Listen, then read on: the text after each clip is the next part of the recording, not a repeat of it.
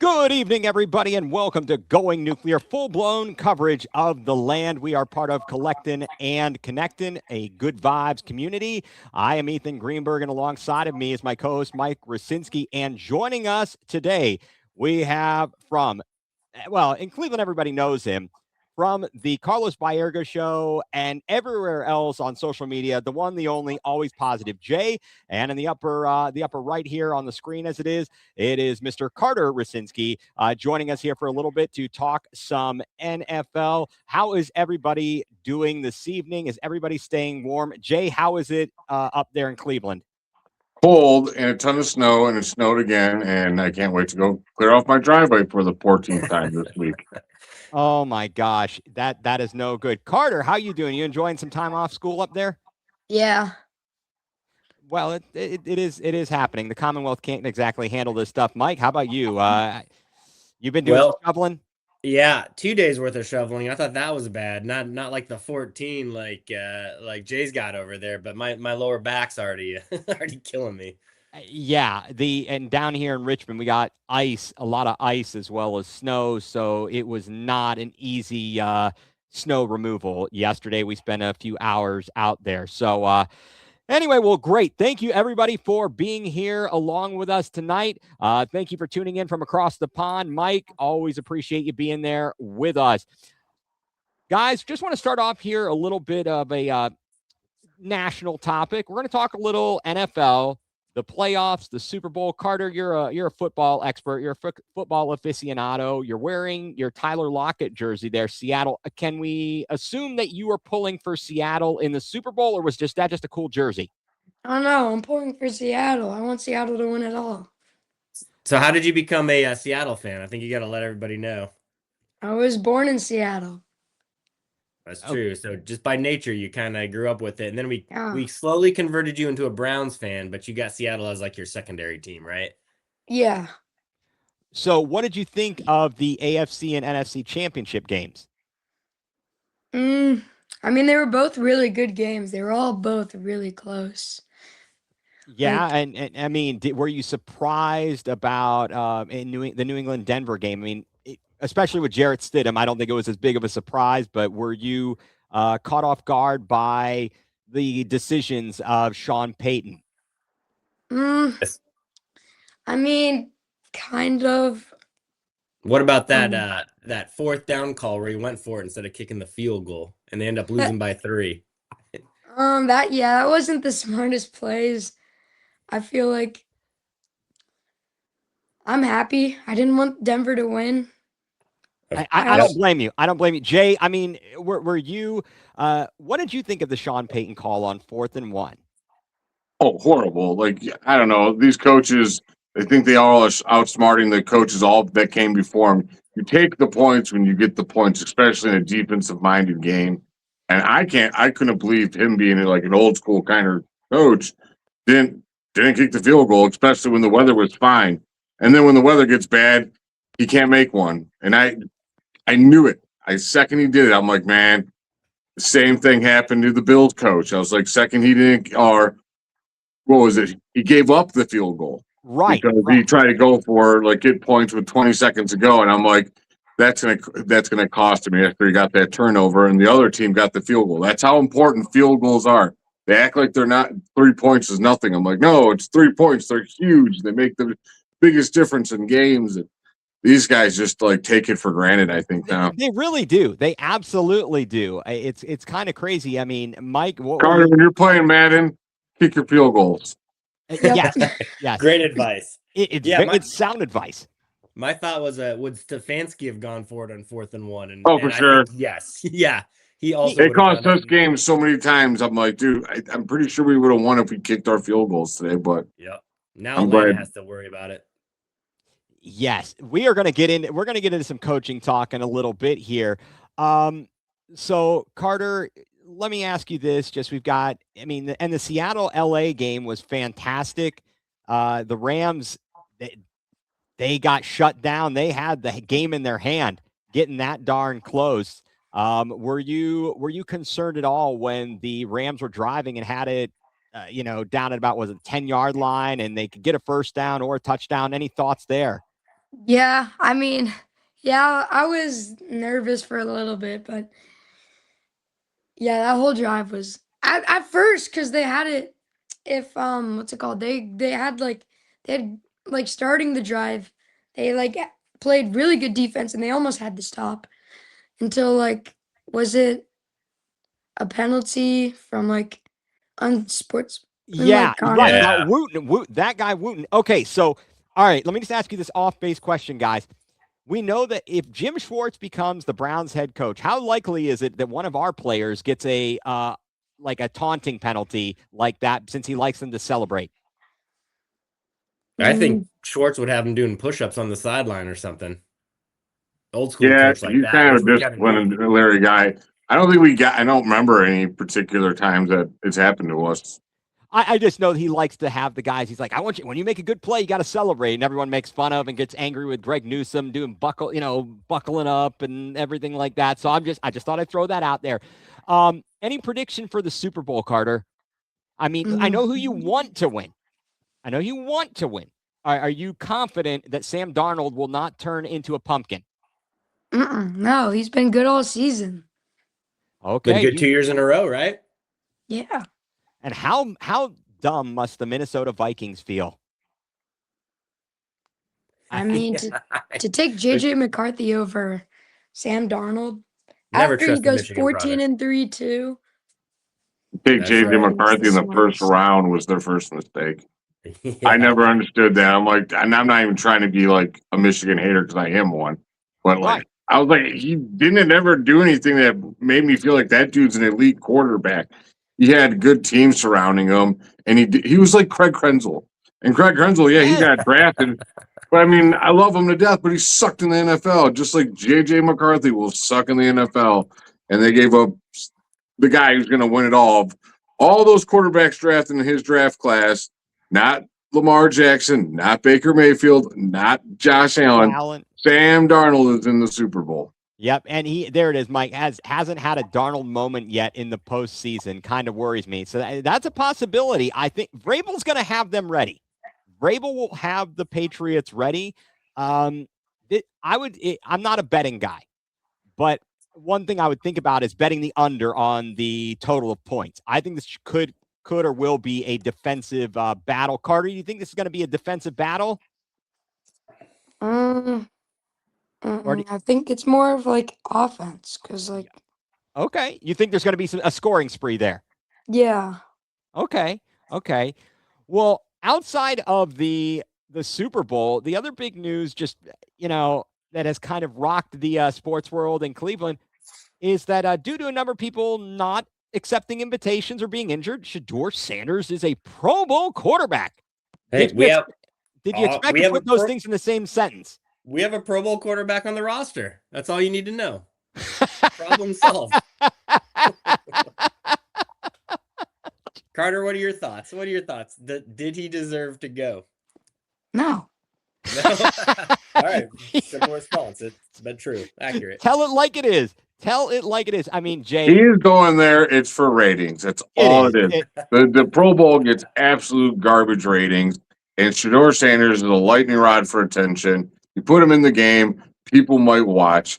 I'm still not going to watch, but Right. And I've got no problem with it. I think that people are getting upset with him and fans of it. I just don't understand it. Like, nobody is saying that they're not happy for him going to the Pro Bowl.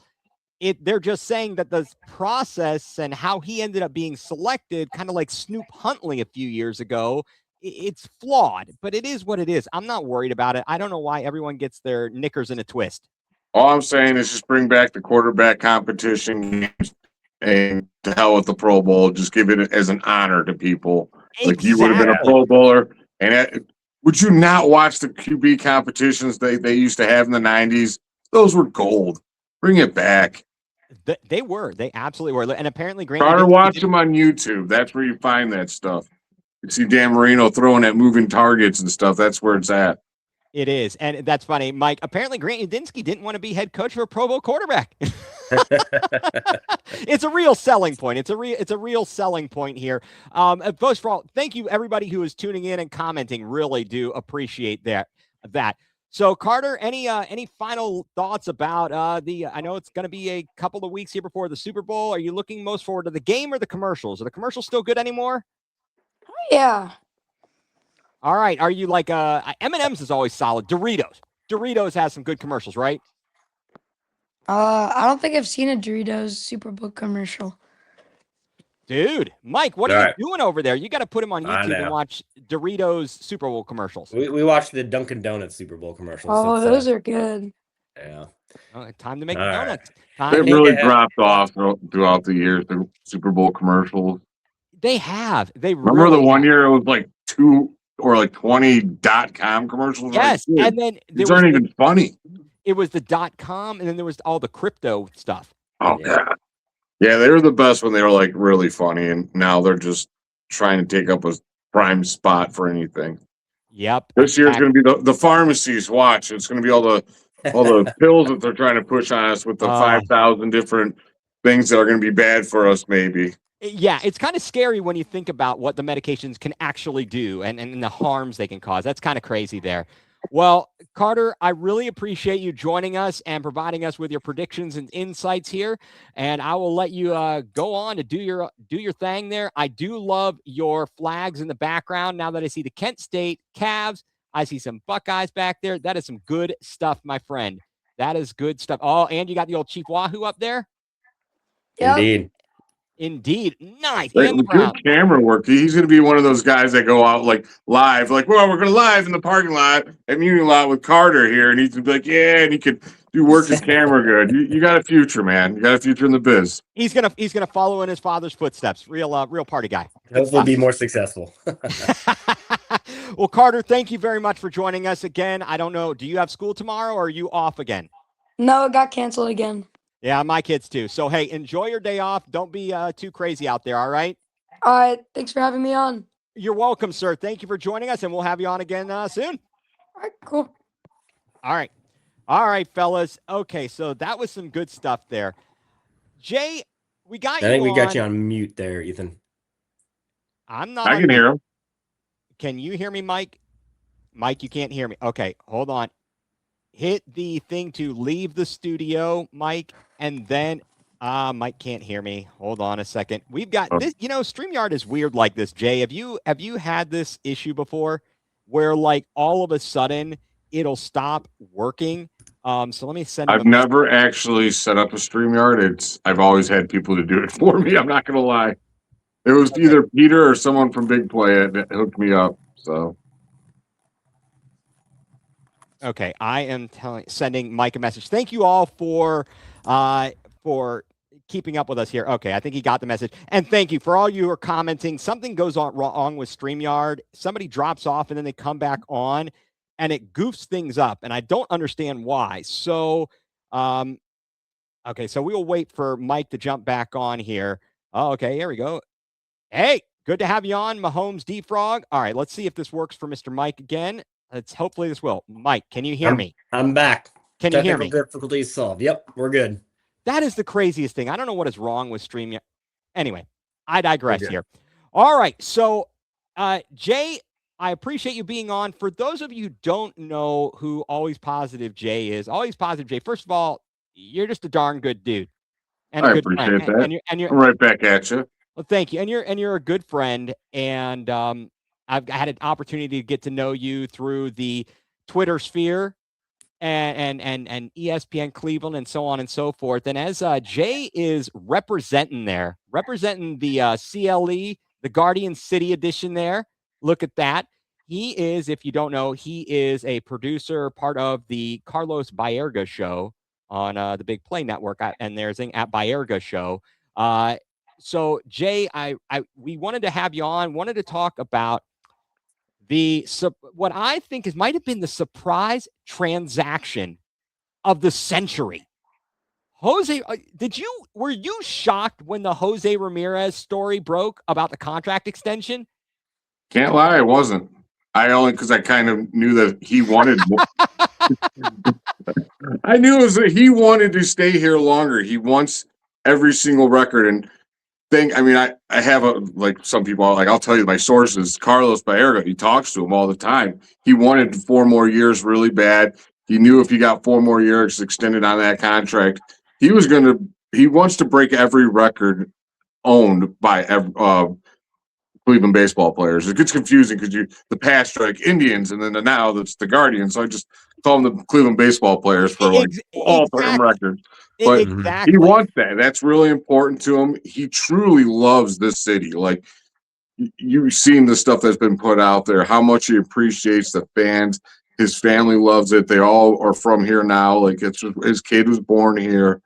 He loves Cleveland, and for what he does on the field, what he does off the field, and what he's doing with his contract is nothing short of remarkable. Like you don't see that happening. You guys have been Cleveland fans. How many times, especially with the baseball team where we can't afford, they just have to go elsewhere because they know, like when Manny and Albert Bella, there's pressure from other players to like, hey man, you got to get as much as you can. Because the more you get, the more we get. And Jose's just like, man, I just want to stay in Cleveland. And everyone's like, you know what? Mad respect. No one complains. He didn't care. And then, like I said, we all know what he does on the field. He's a remarkable player. The guy's been an MVP candidate for how many years now? He's always in like the top 3, top 4 finishing of that. And who cares if you win it? Like, we know how important he is because our team is all based on young players. And when you have a guy like him, he does what Tim Duncan did for the Spurs. And he's the hardest coach, the hardest working dude. That makes everyone else behind him be like, if he's doing it that hard, well, who am I to not do it that hard? And I'm just a rookie or a second-year player, or a new guy that just got here, like Jose. Like, wow, look at him bust his you-know-what. And it sets an example for everybody else. He's the pace car for this team, and you can't ask for a better human being to do it. Yeah, definitely. I mean, you've summed it up so well, and it's awesome that you kind of have that, you have that relationship with Carlos Baerga and that you kind of saw this coming. And did you guys see the there were those stories or videos that had popped out that he had done some interviews and that maybe he was unhappy with Cleveland. Jay, do you recall seeing those videos, and what did you think of those? And especially now in light, he signed the extension, and we're going to talk a little bit here. I think those were actually old when they came resurfaced. For some reason, they resurfaced, and I don't know. That could be heavily speculated. Why did it resurface and all that? I believe he knows the plan. He knows how it works here. He's not trying to. I don't think that was driven by Jose Ramirez, if anyone thought so. But right, I gotcha. Guys, do you think that with this contract extension, and I think even before, I'm sorry, with this extension, is he going to retire a Cleveland Guardian? Well, this takes him to his age 40 season. Is that right? Did I get that? Yeah, he's going to retire here. Yeah. Okay. And do you think that he already was in line to have a statue built here, guys? I thought there would be one made of snow with all the snow we got down here when it wasn't announced. Maybe it's too cold to go build Jose Ramirez snow statues, but yes, build the statue. I told everyone I don't even want it by the stadium. I want a massive, huge statue of Jose Ramirez leading one of the openings for the break wall of Lake Erie. You have Jose Ramirez on one side, and the other unsung hero for the Guardians, Carl Willis on the other side. I like it, dude, yeah. Like, those two guys have been just making baseball so great for us. I agree. Absolutely. Now, did you guys welcome everybody in from the lake is Carl Willis and Jose Ramirez. Hey, I like it. I mean, and I'm talking 40-foot statues, guys. Okay, but okay. This came up on another podcast I was on. We were talking Guardians, talking about Ramirez. What pose would the statue be in, guys? If you're Jose Ramirez statue, what's the pose? Him running with the helmet flying off, be right behind. I suggested that. Yes, flying behind. That's Jose Ramirez. It's just going to first. Like, he busts his butt on every single play, and the way his helmet flies off is just a testament to how that happens. Yeah, so I was on the same vein too. I was thinking sliding into second though, but with the helmet flying off, Or should it be the sucker punch of Tim? What's his name from the White Sox? Down goes Tim Anderson. Well, it was Tim not a Anderson. sucker punch. It was Yeah, just you're a right. good, clean punch. Tim's was a sucker punch. His was the good one. Right. Yeah, that was the knockout punch. Yeah, that's right. I think the amazing thing is how many players stay with their original team throughout their career too? Like, In baseball, especially, yeah. not very often anymore. No, Derek Jeter, maybe, like especially a Hall of Famer. Like that's the one that pops in my mind that I can think of. There's some like it stopped in like those 90s and stuff. Yeah. I don't. After that, I don't really remember. like what? Yount, Big Poppy was like that. No, he didn't come from Boston. Oh, or no, who? Wait, who were you Big saying? Poppy? I don't think he originated from I Boston. was saying way back. I was saying like Robin Yount. Let's see. Cal Ripken, guys like Cal that. Ripken, guys. Like that. Yeah, like you said, back in the day, that was more commonplace. Tony Gwynn. And it kind of stopped being that way. It's kind of crazy. And so I wanted to, it's kind of funny, guys. What do you think about the fact that part of this deal is the deferred salary? Do you think that the Dodgers opened like a Pandora's box here with this deferred salary thing? Well, I think the Dodgers opened the Pandora's box with we're going to have a strike next year because no team can keep up with them. You know, not even the Mets and the Yankees can't even keep up with the Dodgers. But to your question about deferred salary, I mean, that's the only way to do it nowadays sometimes. I think this might be the new norm for the small market teams too. I agree. And everyone keeps saying that they're mad at the Dodgers. Like, I'm not mad at the Dodgers. The Dodgers are just playing within the rules of what their abilities are. Be mad at baseball for not correcting it. But it's not a salary cap problem. To me, I think it's a revenue sharing problem. If you look at the NBA and the NFL, there's revenue sharing. All those teams make the same. Little Green Bay ain't up there all by itself with like 20 people that live in that damn city, and they all are season ticket holders. Like literally, I think the whole population in Green Bay are season ticket holders because they own the team. There's no one there. So if they were playing in baseball, they would have absolutely no chance because their population is low. Like that's a load of crap to me. They need to fix baseball. They just need to make revenue sharing and then probably do a salary floor too. I would definitely integrate a salary floor. You're never going to get a salary cap. That won't happen. Yeah. Those players their union is strong and they ain't going to go for it. Do you remember, just to call back, when the Indians in the mid 90s sold shares of the team? The owner at the time, who was it? It might have been Jacobs. It might have been Jacobs, yeah. He retained 51%, and then when he sold the team, I think it was before Jacobs, he repurchased all of the shares so he could sell the team. And I only know this because for Christmas one year, I got one share, and I still have the certificate of a Cleveland Indians baseball team. But it wasn't like Green Bay where everybody owned it since the majority sold 51%.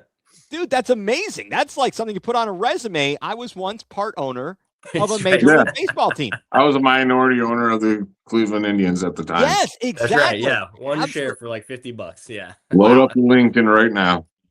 Absolutely. I think you should. Now, this was something funny that I came across, and I think I've read it's confirmed, some of the details of the contract.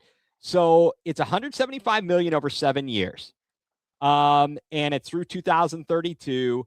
There's a no trade clause. Some of the perks. This is what I thought was funny. Private jet travel for the All-Star game and additional hotel rooms on road trips. Nice.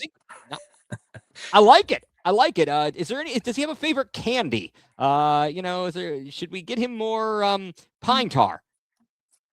I don't know what he can have whatever he wants, man. I'll get it to him. I don't care. I love Jose Ramirez. The dude's my favorite player of all time now.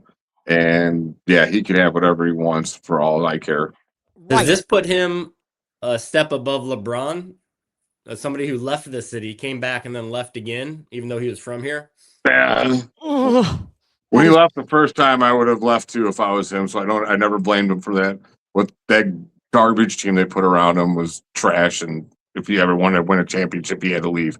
And as far as I'm concerned by him leaving, let us suck to get draft picks for Kyrie and all them, build the team. That's how he won a championship. He might have had that plan the whole time. Don't forget that. for the LeBron haters out I there. hadn't heard But that before. Interesting. Yeah, well, wait, but the thing is, who did I hear talking about it? Someone was just talking about it the other day and mentioning that maybe it was Windy, saying that at some point around that 2017 season, before the Kyrie trade, he may not have been planning on leaving. And then no, it probably wouldn't have. If Kyrie stayed, that team would have won another championship. multiple championships. I promise you. Yeah, Barring absolutely. injuries and stuff, they were that good, and he messed a lot up. Well, But- should they replace on what is it, the Sherwin-Williams billboard? Should Jose be up there? Yeah, Yeah. I think Absolutely. I honestly think he should right now. The sore 4 is really killing me over there. just drape a big thing right down Terminal Tower there. He could be the king. I love that. I do like that. How much of this, there's going to be deferred salary. Do you think any of this, or how much of this might be related to the timeline when maybe the Dolans sell the team and we've got this minority owner, David Blitzer? Do you guys think that there's anything connected to that, guys? Maybe. Hope so. We all want him to sell, so yeah, I hope so. Yeah, do we know what the timeline is for that? Do they have an agreement in place or anything yet? Nothing that's been made public? Well, not that I know. Jay, do you have any ideas about that? No, I don't. Yeah, I do not. I just know it's speculation. It's a lot of speculation. Do you think now that they have gone ahead and given this extension to Ramirez, do you think they're going to maybe now work on a new deal for Stephen Kwan and to possibly bolster the lineup a little bit, guys? I mean, Mike, what do you think? I would love to see them working a deal with Stephen Kwan because, I mean, you have an all-star, a Golden Glove, that's our only surefire outfielder we have right now. So I would love to lock him up too. And you need a contact hitter like that with speed, and he hustles and he plays the right way. So I can see that happening if Kwan wants to stay, although there's all those rumors that he wants to go out west where he's from. I don't see us signing any big free agent hitters, though. I think they are committed to playing the young guys. Jay, what do you think? I kind of agree with you. I do believe that they're trying to get a Kwan extension, but at the same time, they're going to give these young guys a chance. Who's the Valera? What is the Delauder will be up, and you're going to CJ Kafis, another one. Kafis, yep. If those guys can play, they'll trade Kwan if he can't sign him. They'll trade him with the quick. That's what they do. I don't want him to, but that's the realistic thing that they're going to possibly could do. Is if those guys can come up, then they'll trade for whatever else they need to compete for the rest of this year. And what I really hope is whoever it is, they just lock up center field and right field and let Kwan get his extension and let us be able to trade some of these young other prospects and get what other piece we need. And Rosanna is going to be a huge thing going this next year. Is if he steps up and he's a big leaguer, he is what we all hope he is. We can make a run at it. Don't get me wrong, because this pitching staff is absolutely unbelievable, especially with guys like Parker Messick coming up like last year, like he did. Like that pitching staff is deep. Right. And we're bringing back Pedro Avila. It's true. So we got that going for us. That's good. All right. Now we opened the show. We talked a little bit about all this terrible cold weather. With all that in mind, how pumped are you guys for spring training and the start of baseball season? Jay, I know you're in the thick of it up there. How about you, bud? I can't wait. When the start of spring training means it's starting to get warm here, and just even thinking about being able to play baseball would be great. Like, I can't wait to get out there in the nice warm weather and watching those guys tear it up on the ball field. Yeah, I mean, the Guardians are really, I think, the best ticket in town. Especially with the young guys coming up. I'm looking forward to spring training, and I've been paying attention more and more to spring training as I'm getting older. I feel like it's an old man's game watching spring training games. I listen to it. For sure. Mike, what about you? Yeah, I'm the same. I mean, they're always a fun team to watch. So they're going to be a good team to watch no matter what. At least they have been for the last 10 years. And you're going to have a game on every night again for the summer. That's why I love baseball, just for that. You always have something to watch, too. And it's going to be a good product, finally. Have either one of you guys ever been to spring training? When I was in high school, my parents took me to when they were still in Florida in the Grapefruit League at Winter Haven. I have not been since they moved to Goodyear. They went back out there. I almost booked tickets and a place to stay. I was real close to thinking about going and covering it, and I'm like, maybe next year. We can go save some more money. Wait, you get to go stay with Albert in Scottsdale. Yeah, that'd be interesting, wouldn't it? Albert in Scottsdale, he'd be talking. You could talk some Minnesota Vikings football. It'd be fantastic, right?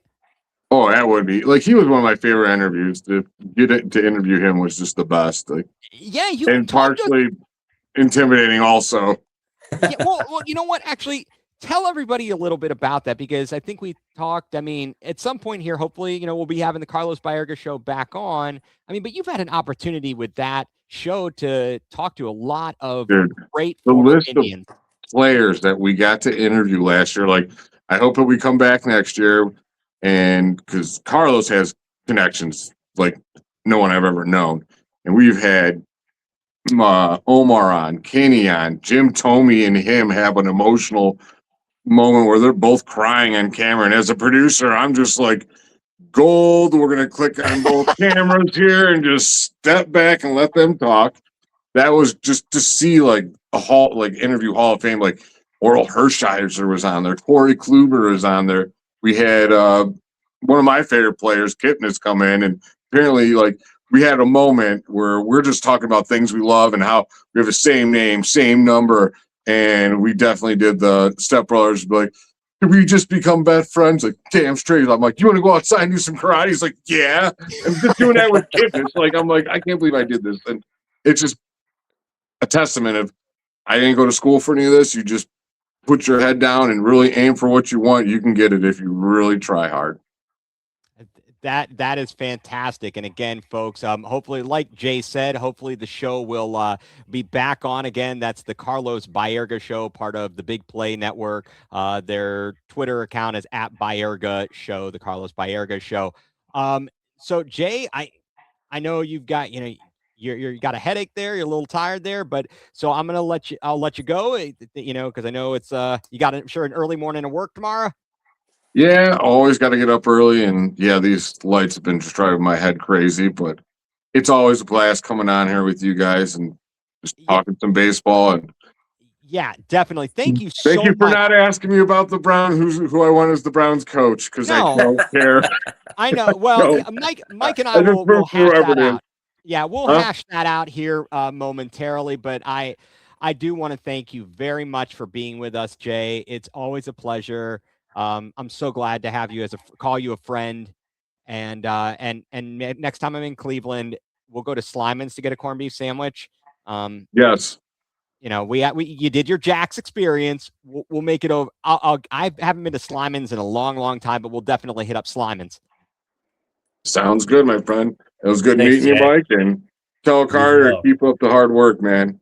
Will do. Thank you. All right, Jay, thank you very much. Everybody, thank you very much. Always positive. Jay joining us here on the program, Going nuCLEar, full-blown coverage of the Lamb, part of Collecting and Connecting, a Good Vibes community. Mike, did Mike have to leave the stage? He had to leave the stage, and he's going to come back. I have a feeling there are the technical difficulties here again. Thank you, everybody who is tuning in. And, well, that's interesting. So football sucks. Okay. Well, I mean, I don't know about that. I think football is pretty good. And let's see. I'm gonna I don't know what I'm doing here. Kick them. Okay, Mike, I'm gonna add you back on. And Mike, can you hear me? I'm back. I don't know. It seems like whenever somebody drops, I lose. But it did. You know what? The funny thing is, I can't remember. It didn't happen last week when the kids were on. I don't understand this, but. Anyway, yeah, I thought we'd have some fun talking baseball because that's about, in as much as that team disappoints us sometimes or we're frustrated with ownerships there, that's a great story, the Jose Ramirez thing. It really is. Yeah. And I really am, it's all we ever want, I think, as Cleveland fans is people to embrace the city like we do. And Jose is finally a guy that does, even I brought up LeBron earlier, even our homegrown, it seems like superstars and folks, they leave us. But here's Jose, guy from the Dominican Republic that comes in, loves the city, and is willing to take less money. It's a lot of money, but less money, kind of like the blue collar baseball player to Yes, stay. that's exactly right. Mike, you took the words right out of my mouth. I used that description yesterday in discussing this with some folks. It's a blue collar mentality, the way he works out there every single day. And I really am so thankful that he's going to stick around. And I really hope they build a proper team around him, and they can can we just make one push, one more run at a World Series and not sell ourselves short. I feel like we've been, the one time we made an all-in move, we were one win away. Yep. We were one win away from winning a World Series. And ever since then, ownership has been like, yeah, we're not going to spend that kind of money. And we've been in this cycle. We can get to the playoffs. We can make a push. We can win the division. We've had some fun, but we're still missing that key piece. I do wonder, you see in the offseason this year, they've been focusing on relief pitching. Yes. And I wonder if they think that is with these young hitters, if you can have a dominant bullpen and solid starters, which, fingers crossed we do, you can get through the playoffs with that. That was proven in 2016. So I wonder if that's their cheaper way to try to succeed in the playoffs. And we're just, not seeing it exactly, but it could be a winning strategy. I mean, we'll see. Look, if you have good pitching, you can get through for a while there. But at some point, though, you do need to be able to get clutch hits. You're not going to hold these teams scoreless every time. You're not. I mean, it's difficult, I guess, is the point. Unless you're the 1995 Indians against the Braves. That umpiring was sorry to bring that up. That is the epitome of and direct example of why they need the automatic ball strike thing implemented fully, not just as challenges, but I digress with that. So Jay joined us here for a little while. We talked some baseball, and of course, the other big news in Cleveland has been the ongoing search for a new coach for the Cleveland Browns. And yeah, that's right. We lost one of the wild card, 1-0. Yeah, we lost the one wild card game. So yeah, a little hitting goes a long way there. The Browns are still searching for a coach. There's been word that we're close to a decision. It keeps going back and forth. Yeah, at one point it looked like it was going to be up-and-comer offensive coordinator from the Jags, Grant Udinski. Then he withdraws himself from it. He gets a pay raise in Jacksonville, but was still open to the Bills job, which I don't blame him. The Bills job is better. But today the Bills announced they were going with Joe Brady. I don't know whose decision that was. I think people are speculating that was a Josh Allen choice. Yeah. Does it concern you at all that the Browns didn't interview some of these coaches that are getting hired by these more successful teams? It's like a Joe Brady for the Bills. I'm not saying I want Mike McCarthy, but they didn't interview him. Steelers pick him up. Yeah, that's a good question. I think that, so you had a few people that, we had Mike McDaniel lined up, and then he, withdrew his name from consideration. We did a Zoom interview with him, and then he withdrew his name. And he also was set up to interview with the Bills and withdrew his name. And he's going over to be an offensive coordinator for the Chargers. The Mike McCarthy thing, I could have been persuaded to talk to him. From what I've heard, listening to the media and what I've read, it sounds as if they were either going to look for a young, new age candidate like Udinski or Nate Scheelhaase, or they were going to rely on Jim Schwartz. If they were going to go defense, it sounded like they were going to stick. We've already got Jim Schwartz in the building. So I'm not so concerned. We certainly made a call or an inquiry about John Harbaugh, and apparently he gave us the agent or whomever said, yeah, forget about it. We're not talking to you. And he went and took a position elsewhere. I'm not upset, though. If you look at the candidates who have been hired, you've got Mike McCarthy in Pittsburgh, Joe Brady in Buffalo now. Kevin goes to it. Stefanski goes to Atlanta. What are the other openings? Robert Saleh takes the Titans. Mm-hmm. John And yet Hart, the Ravens. Minter, Yep. and he's a defensive coach. And John Harbaugh goes to the Giants. So I'm not overly upset with those who we did not interview here. I'm just kind of wondering or trying to figure out what the strategy is here, who's pulling the strings. I know that some people are so there's going to be a portion of the fan base that is not happy no matter who we hire, right? Yeah. I mean, and I think there's also the portion of us who are more upset with the process than the actual result. Yeah. Will you be okay if Nate Shieldhouse is the guy? Would you be okay with him? Are you concerned about his lack of play calling and experience? Yeah, I think that concerns me more than if we were to go with either Todd Monken or Jim Schwartz, who seem to be the other two likely hires. That being said, it's so hard to predict who is going to be a successful head coach and who's not. I mean, we've seen young guys do it, we've seen second stint coaches come back and be successful. We've also seen second stint coaches come back and not be successful. So I hope that they're interviewing him and looking for the qualities of more like leadership and organization and how really do you organize 53 players on a team and then get the coordinators to be on the same page as you. It's that skill set they need more than just a guy that can design a good offensive playbook. So I hope that's what the Browns are looking at. And obviously we don't have the insight on what these how they analyze those qualities. But right. Well, apparently they're giving them tests and homework as part of their interview process. And sure. I know people laughed at that. I feel like that was more of an issue of how the media presented it. And I actually don't hate the fact that they're making somebody work to get the job. I like the fact that they want to be thorough and they want people to do the work. If they really want the job, they'll go through the hoops. They'll jump through the hoops to get it, right? Now here's a question though. So Shieldhouse, he interviewed on Monday right after they lost the game. Right. How much prep could he really do for? I think he was like a 6, 7, 8 hour interview. How much prep could you do for that as you're preparing for an NFC Championship game?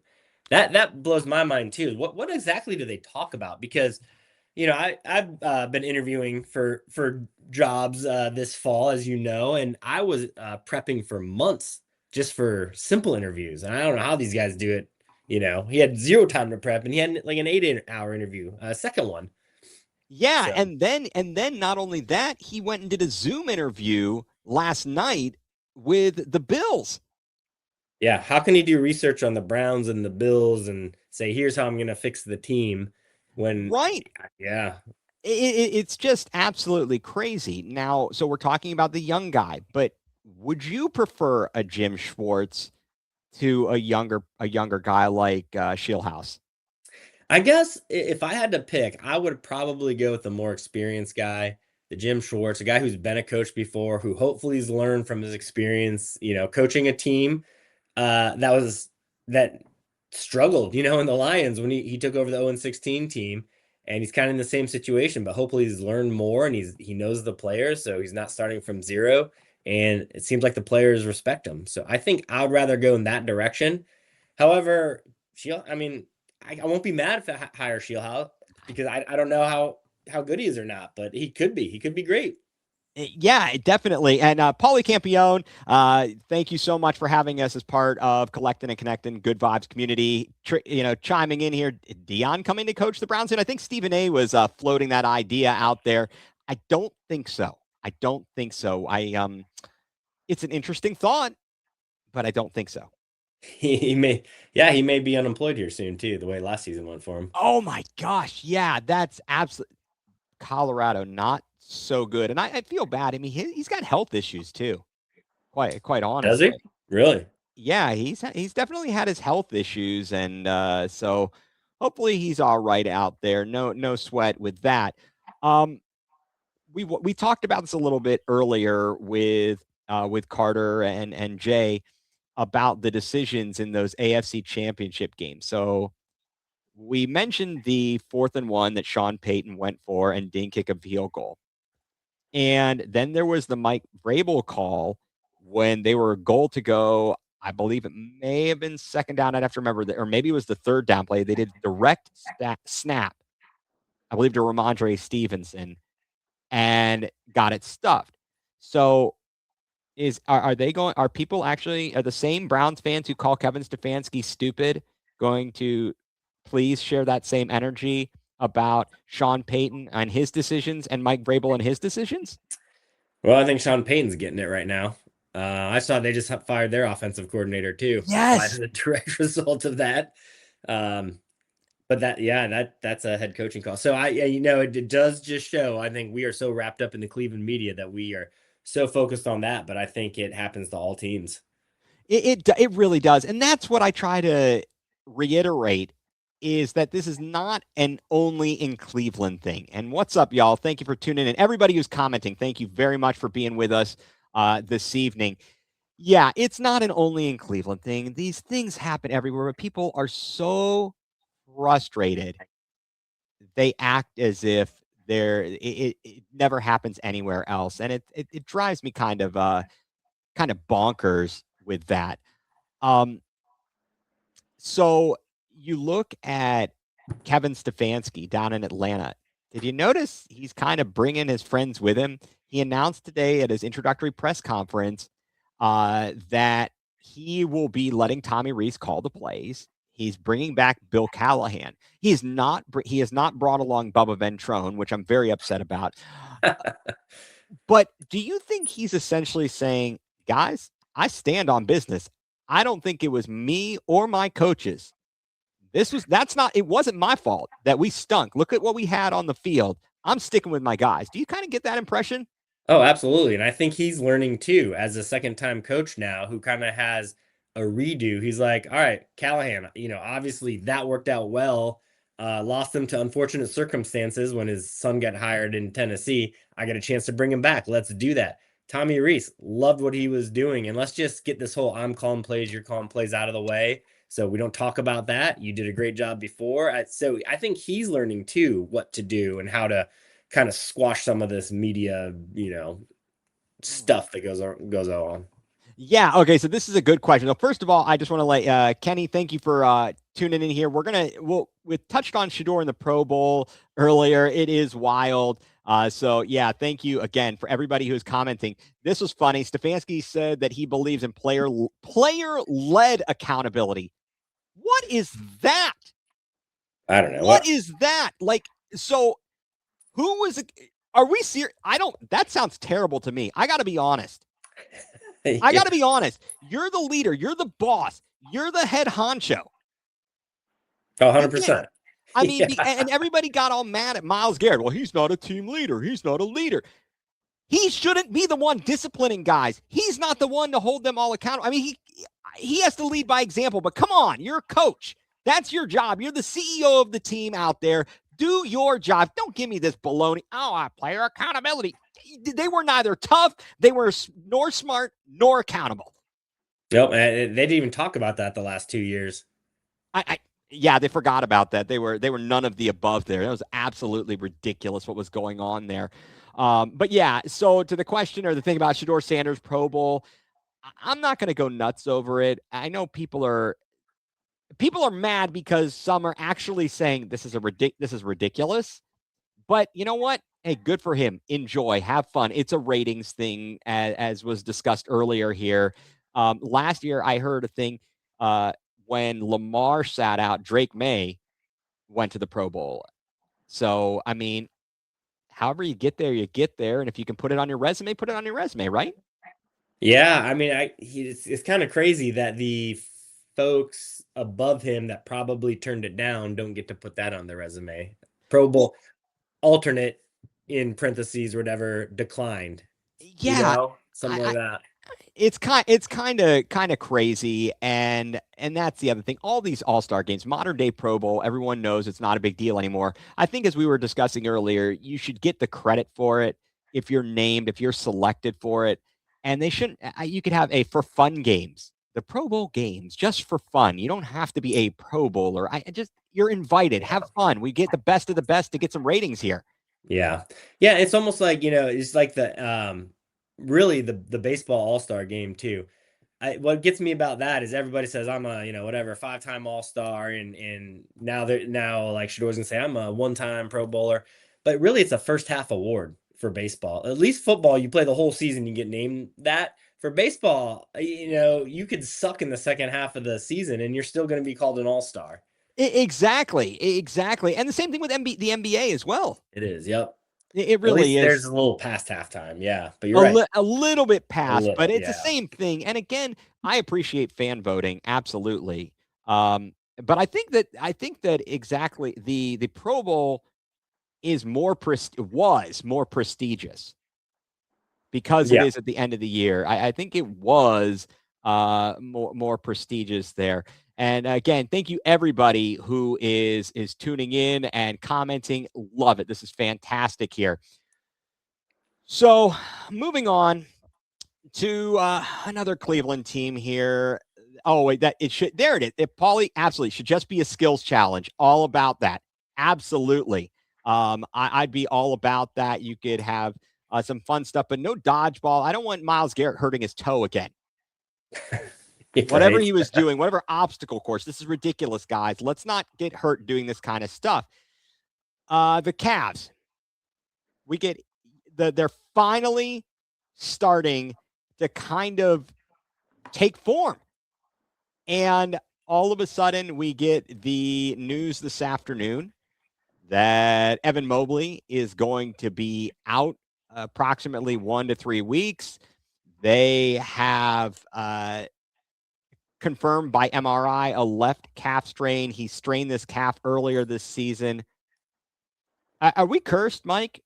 It certainly seems like it. It's been a frustrating season. I think we are all just holding out hope that everybody gets healthy for the playoffs. And even if we're like the number 6 seed or something, we can just turn it on in the playoffs, something we haven't been able to do in the past. It's like the opposite of what's happened in the past, where we've been healthy all season and then we get injured in the playoffs. I guess, and the silver lining is they're learning how to play without some of their starters, which if they get hurt in the playoffs, at least they'll have experience doing that. And some of these young guys are getting to play, but it certainly does feel like we're cursed the way this season's going. Yeah, it's kind of crazy. So that now that we are at our high mark of games above 500 this season, the Cavs are now 28-20, sitting in the 5 seed, 7 games out of the 1st seed, but only 2 games behind Boston for the number 2 seed. 2 games behind them. That's kind of crazy for as poorly as we have played. I don't think there's a dominant team in the East. In as much as Detroit is out there at 33-11 and they're playing fantastic, I'm not that scared of them, I guess is the best way I could put it. Yeah, especially if we were to get our guys back and see them in the playoffs, where it's a different type of ball game. I think anything's possible there. And we have a lot of playoff experience too. I know we've been bouncing the second round for a couple years in a row now, but that experience does pay off. Detroit doesn't have that. No, not yet. They were in last year, and yeah. I think that JB has him. He's doing what he does well. He's got them playing well. I got to give credit to JB over there. And when we see some of the issues that have happened here in Cleveland, I guess that brings me to one of my kind of questions, which is Kenny Atkinson. I think he's going to survive the season. But if the Cavs fall flat, injuries or not, do you think that Dan's going to have patience for him for next year? Yeah, I do. Coach of the year last year. I know that doesn't mean much. That's usually the curse that you're going to get fired. In Cleveland, it is. In Cleveland, it certainly is. But yeah, you got to take these injuries into account too. So I think there's going to be a little bit of grace, but we'll have to. I'm more curious as if they do underperform or get bounced in the first or second round this year, what's going to happen in the offseason? I think that will be the really intriguing question. And then how does Kenny react to that with possible new lineup? Right, exactly. I know that Windy was on ESPN Cleveland today. Brian Windhorst, he was talking about the potential people they could move, movable pieces like a DeAndre Hunter or a Jared Allen. But of course, Darius Garland with his toe, that's a problem. I mean, you got these guys injured. What are you going to do? This is going to be tough. This is going to be real tough. And I don't know. What I did want to know um, is when's the next SpaceX trip, and is Lonzo Ball scheduled to be on that? Well, he might already be there. I don't know. Like his head seems like it's in outer space right now with some of his decision making and just standing in the corner shooting threes that he's at like 25%. So yeah, I don't know. I don't know what happened to him. Well, I think it's I can't take that guy. I really am frustrated. I'd love to see Tyrese Proctor have a bigger role. He's another big guard. He's a big guard, and if he can get going, I would definitely like it. Windy did say it's easier to move salary during the season than in the off season. And again, here, the big baller brand is terrible. Yeah. He's not a big baller, and his brother isn't either. That performance in Charlotte was ridiculous. Yeah, the guy that never jumps when he takes a 3-pointer. It's amazing. It's horrible. I don't get it. Yeah. And that's true. The big baller brand shoes messed him. It did. I had heard the stories, dude. Those shoes were horrible. And you got to take care of your feet. That's just kind of the bottom line there. So I don't know. Cavs, they got a big matchup. Got LeBron and the Lakers coming in tomorrow. Then we got this West Coast trip. I don't know. The jury is out. I guess we'll just keep on watching and see how it all goes, right? That's all we can do. Yeah, this West Coast trip's going to be interesting. See if they can come out with a winning record. It's going to be tough, though. It's going to be tough. It is, and we are going to need Jalen Tyson to step up as well. And I like what he's doing, although, one of the OGs of going nuclear, Madison Delaney, she says, I don't like his defense. He's not a good defender. They need to work with him on that. Swapping him out the big baller brand shoes every quarter in LA, which is kind of ridiculous. That is crazy. Absolutely crazy. Well, Mike, it is that time.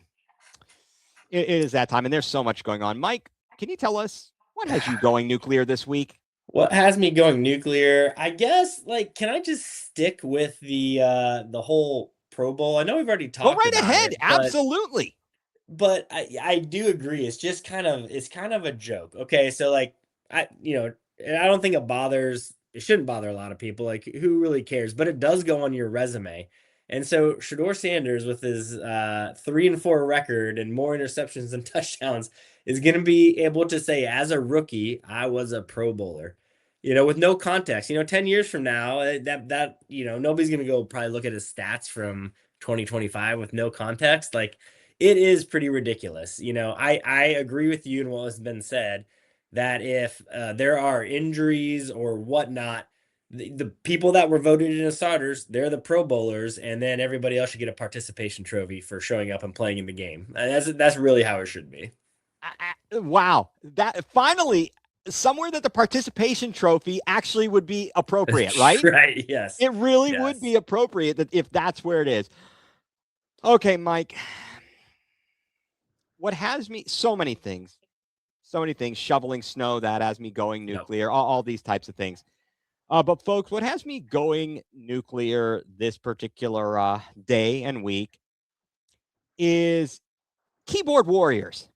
Timmy Tough Knuckles. Why is it that on social media, if you state an opinion, you get attacked for it? I don't have a problem with someone questioning your opinion. But if the person who's questioning your opinion is constantly someone who's yelling at others and acting like a Timmy Tough Knuckles, I got a problem with that. Listen, the whole idea of these social media platforms allows people to express opinions. There is no reason to yell at others and on your keyboard, that is. There's no reason to be screaming at them and giving profanities at them. This is ridiculous, guys. It's not that serious.